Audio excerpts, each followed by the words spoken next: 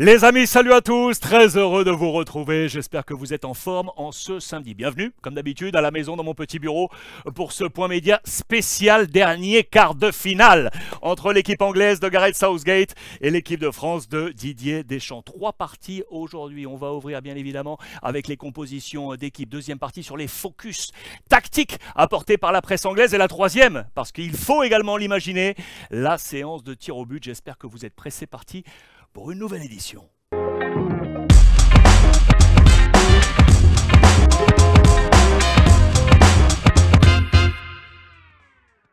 La première partie, les compositions d'équipe. Plus quelques-unes croustillantes, vous allez voir, de nos amis anglais. On ne va pas tergiverser, on ne va pas tourner autour du pot. Voici les 11 de départ annoncés par la presse française et anglaise. On va comparer tout ça. Du côté du quotidien national, l'équipe, il n'y a pas de surprise, notamment côté français, avec Yoris, Upamecano, Varane, Koundé et Théo Hernandez, Tchouaméni, Rabiot et Antoine Griezmann. Et on est exactement dans le même 11 que lors du dernier match, Dembélé, Giroud et Kylian Mbappé. En face, côté anglais, le gardien d'Everton, Pickford, la défense avec les deux Mancuniens, Shaw et Maguire, les deux Citizens, Stones et Walker, Declan Rice de West Ham juste devant la défense, Bellingham du Borussia Dortmund, Jordan Henderson de Liverpool devant, Harry Kane à gauche, Foden le Citizen à droite, Saka d'Arsenal. Regardez ce positionnement car côté anglais c'est exactement le même 11, mais on a inversé dans les colonnes de Daily Express. Saka serait côté gauche et Foden serait sur le côté droit.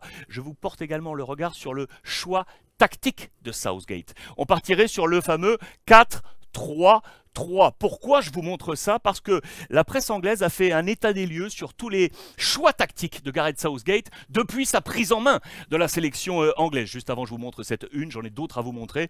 La une du Sun, j'adore comme d'habitude. Le Yes We Can, le cri de Barack Obama lorsqu'il s'était présenté à la présidence américaine au début des années 2000, transformé en Yes We Can, Yes We Cancan, la fameuse danse de cabaret française. Regardez l'attitude de Southgate avec ses jambes, la version French Cancan. C'est une promesse qu'on pourrait imaginer. Si Southgate ramenait la coupe à la maison, il pourrait s'engager à danser le French Cancan. Bon, c'est toujours les petites blagues à l'anglaise. On va revenir sur les schémas tactiques. Je vous ai grossi tout ça. Voici donc les plans de Southgate depuis qu'il a pris en main cette sélection anglaise avec dans les tournois majeurs. Regardez, différentes possibilités tactiques. Je vous laisse porter votre œil là-dessus, et notamment dans cette Coupe du Monde, il y a eu deux choix, 50-50, 4-2-3-1, 2 matchs, 4-3-3, 2 matchs. Vous voyez que le meilleur ratio est ici avec 100% de victoire dans ce schéma en 4-3-3. C'est ce qui devrait engager face à l'équipe de France. Je vous rappelle que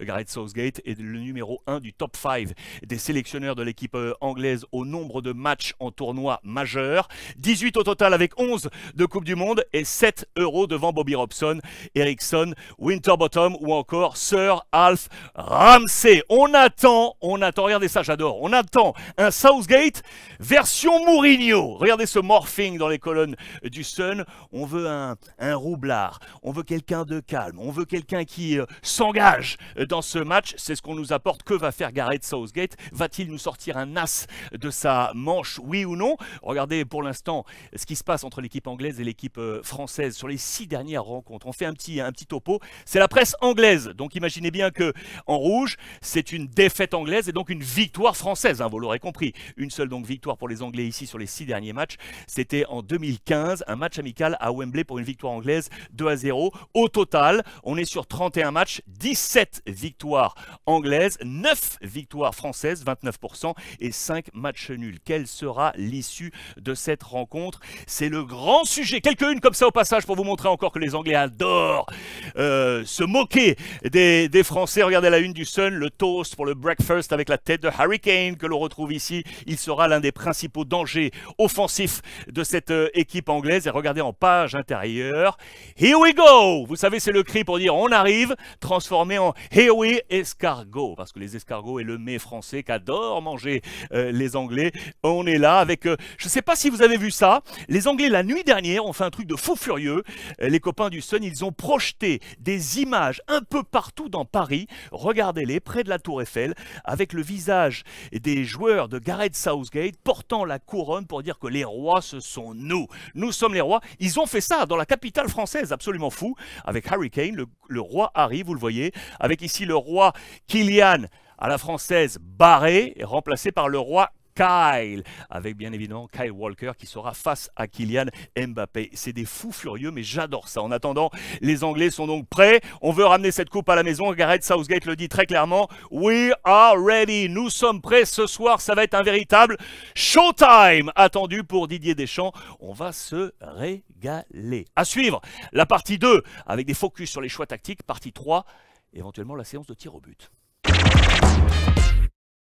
La partie 2, les amis, avec les principaux focus exposés par la presse anglaise au sortir de ces compositions d'équipes dévoilées dans cette partie 1. On parlera tout à l'heure des pénaltys, mais regardez en tête de gondole des focus, c'est lui, Monsieur Harry Kane, qui est à la une du quotidien The Times, allusion bien évidemment une nouvelle fois à la campagne présidentielle de Barack Obama aux États-Unis au début des années 2000 et ce fameux Yes We Can, transformé en Yes We Can à la française, bien évidemment. L'ami Harry Kane qui sera l'un des deux killers annoncés dans ce choc face à Kylian Mbappé. Ils sont les deux quartiers maîtres, quartermasters, avec ce jeu de mots sur les quarts de finale. Bien évidemment, Harry Kane qui va retrouver face à lui Hugo Lloris, son coéquipier du côté de Tottenham. Premier focus avec également, regardez ce que nous ont trouvé là, nos copains anglais. Analyse des buts marqués et concédés par l'équipe de France. Les buts marqués, 9 sur un total de 70 tirs. C'est un ratio à 13%, vous l'aurez compris. On avait déjà parlé de ce ratio dans les précédentes éditions. Regardez, les 9 buts français sont tous marqués dans la surface de réparation. Ça, c'est un plan intéressant pour la défense anglaise. Et regardez les buts concédés par l'équipe de France. Il y en a 4 sur 31 tirs concédés. Eh bien, tous ont été concédés dans la surface de réparation. Attention notamment à Harry Kane qui marque tous ses buts dans cette surface. C'est lui qu'il va falloir surveiller notamment de près pour la formation de Didier Deschamps. Tous ces chiffres étaient là rapportés, vous le voyez. Attention donc à Kylian Mbappé pour les Anglais. Attention également, regardez, Holy Goodfellow, bien entendu, à Olivier Giroud, que les Anglais connaissent par cœur, et notamment de son passage à Chelsea, aujourd'hui sous les couleurs de l'AC Milan. Mais l'essentiel porte sur Kylian Mbappé, sur le deuxième focus, et notamment demander à un homme qui connaît ça par cœur. C'est lui là, Wayne Rooney, l'ancien buteur parfait de la sélection anglaise, qui est aujourd'hui un expert et consultant pour The Times. My plan to beat France. On lui a demandé son plan pour battre l'équipe de France. D'abord, comment museler cet homme, Kylian Mbappé? Il veut un double-double. Regardez, Kyle Walker, bien évidemment, le Citizen qui sera sur ses basques, mais il demande également Get Henderson to double up on Mbappé. Il va demander à Jordan Henderson de travailler en doublon pour être, regardez, en étau, vous l'aurez compris, sur Kylian Mbappé. Il y a deux autres axes très intéressants. Est-ce qu'il faut être en 1-1 sur Antoine Griezmann? Est-ce qu'il faut avoir peur de sa malice, oui ou non? Parce que dans cette zone, c'est là qu'est Bellingham, et Wayne Rooney préfère voir Bellingham libre pour aller travailler offensivement. Ça, c'est très très intéressant.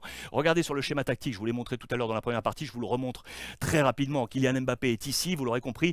Henderson avec Walker, l'étau serait là à travailler sur Kylian Mbappé. Et donc, de l'autre côté, par rapport à la malice d'Antoine Griezmann, quid de Bellingham? On travaille beaucoup défensivement, ou on le laisse aller travailler sur cette liberté, comme on l'a vu précédemment dans cette Coupe du Monde. Wayne Rooney, plutôt partisan de cet axe, vous l'aurez compris, sur Bellingham. Voici, il est là, à la une de toute la presse également, pour un autre focus de la part de nos confrères anglais. Est-ce qu'on va être sur Griezmann? Est-ce qu'on va être sur Dembélé? Est-ce qu'on va obliger ces deux hommes à travailler, du coup, défensivement et non offensivement, laissant la liberté à Bellingham d'aller se projeter? C'est ce qu'on nous expose. Également, regardez ici dans les colonnes du Daily Telegraph, je vous ai zoomé sur ces différents plans pour prendre en illustration le match entre l'Angleterre et le Sénégal, qui a été très intéressant concernant Bellingham, qui était justement dans cette projection ultra offensive. La victoire des Anglais, je vous le rappelle, 3-0. On avait un Declan Rice au milieu. Regardez le volume de jeu de Declan Rice, qui avait été lui très défensif.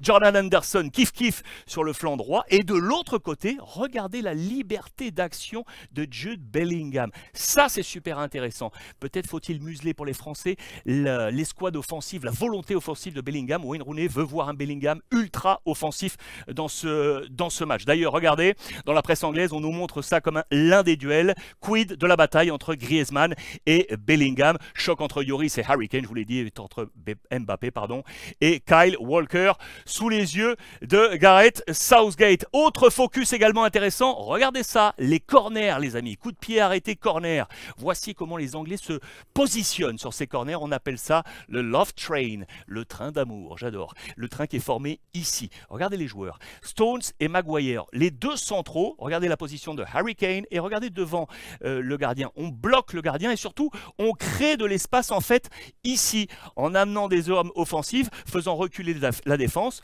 Les défenseurs se positionnent là, mais les autres attaquants qui vont plonger sont ici avec les deux centraux. Quand le coup de pied part, les deux centraux entrent et Harry Kane se déplace au premier poteau. Le danger est ici, les deux hommes qu'il faudra surveiller très attentivement et attention donc à cet espace pour l'équipe de France, vous l'aurez compris sur ce schéma amorcé par la presse anglaise. Une bonne nouvelle pour les Anglais, c'est que Sterling est de retour, il va apporter son énergie en tout cas mentale. Depuis le banc, il ne sera pas titulaire, lui qui a été victime, vous le savez à distance, d'un homejacking, sa fiancée et ses enfants étaient en Angleterre. Homejacking, il a dû faire l'aller-retour, rentrer, il n'était pas sûr de revenir, il est revenu pour ce quart de finale et apporter sa mentalité et son énergie. On va donc avoir de grands duels dans ce match, plusieurs focus, le principal, il a bien évidemment les quartiers maîtres, Harry Kane face à Kylian Mbappé, la une de Libération, je l'adore, Kylian calling, l'appel de Kylian, on se souvient du grand appel du général de Gaulle, bien évidemment, on pense à ça, c'est à la une de Libération. À suivre la troisième partie, si on arrive à la séance de tir au but.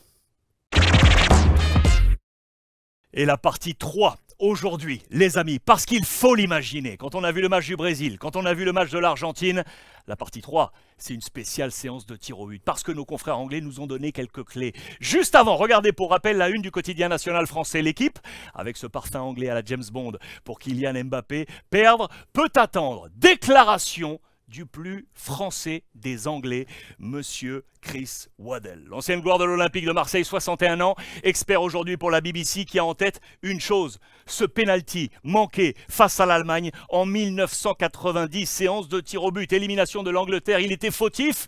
Lothar Matthäus tente de le consoler en vain, bien évidemment, il ne veut plus revivre ça pour l'Angleterre, cette fois pas de tir au but, il le sait historiquement, les Anglais, les tirs au but, c'est pas trop ça, on va avoir un duel de gardiens, Pickford, le gardien d'Everton, face à Hugo Lloris, Pickford le dit très clairement, je suis chaud, je suis ultra chaud, je peux vous assurer que je vais en prendre au moins un, je me suis entraîné à tout ça. Face à lui, Hugo Lloris, le capitaine et gardien de Tottenham, qui va retrouver donc Harry Kane face à lui, Hugo Lloris qui a une réponse très très claire, moi je vais répondre sur le terrain. Pourquoi dit-il ça? Parce qu'il a été sujet de nouveau à de nombreuses critiques de la part des tabloïds anglais encore ce matin. Regardez, les Anglais font un état des lieux, état de forme des deux sélections, notez chaque joueur sur 10 pour un total côté anglais à 83, côté français à 78, ce qui semble logique puisque c'est la presse anglaise. Regardez les gardiens justement.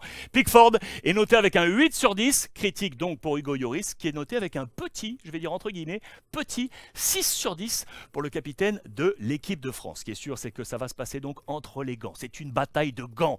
Ces séances de tir au but, vous le voyez, regardez, je vous montre plusieurs titres en mode patchwork, avec ces mêmes photos de Pickford, qui est sûr, il s'est entraîné, il assure tous les Anglais qu'il va prendre au moins un tir au but, c'est absolument partout. Regardez ce petit focus ici, c'est très intéressant, je vais vous le zoomer, c'était dans les colonnes du Times, ce sont les 33 pour l'instant tirs au but, non penalty dans le match, hein, tir au but, séance de tir au but, tenté dans cette Coupe du Monde, en rouge les tirs au but marqués, en bleu marine l'intervention des gardiens avec réussite pour les gardiens, en jaune les 3 poteaux, bleu clair là-bas c'est hier l'Argentin qui a mis ce ballon dehors dans sa séance de tir au but, heureusement qualification pour eux de l'Argentine. Pickford l'a donc annoncé, je suis prêt. Il est vrai que ses stats sont plutôt bonnes dans la saison régulière et notamment avec Everton, les chiffres sont ici, face à lui 24 pénaltys tentés, il en a stoppé 33%, c'est pas mal, 8 sur 24, 33%.